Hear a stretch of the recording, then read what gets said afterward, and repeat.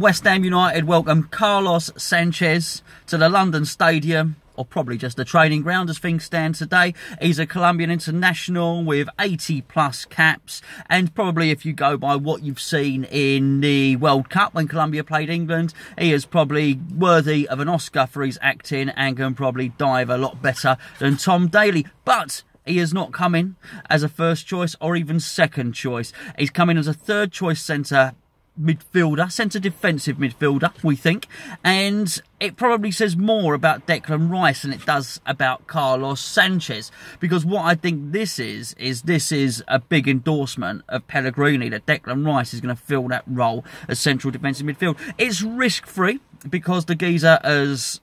well, it's cost no money at all. I think he spent the second half of last season on loan at Espanyol. He joins us on a free. It's a short-term deal. It's a replacement for Kiate. Obiang is staying unless something happens in the next couple of hours, but we've kept Obiang, who's going to be second choice, and then Sanchez slots in there to give us a little bit of extra squad depth. But I do, as I say, think this is big news for Declan. So I do expect to see, hot on the heels of this signing, Declan Rice's contract being sorted out.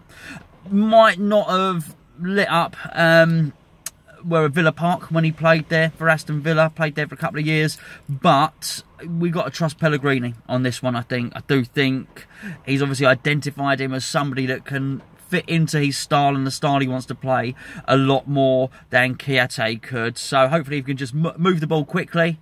As I say, he might be adept at the darker arts of football, but we trust Pellegrini. We go on, and I tell you what, next season, or this coming season, should I say, I do think our bench is going to be very, very strong. Perez has signed earlier on. If Antonio doesn't start, he's going to be on the bench as well. When we got, whichever left back doesn't play is going to be on the bench. Either Diop or Balbuena, you would expect, would be on the bench. Well, we are going to have a very, very strong bench. So hopefully this will just add towards that.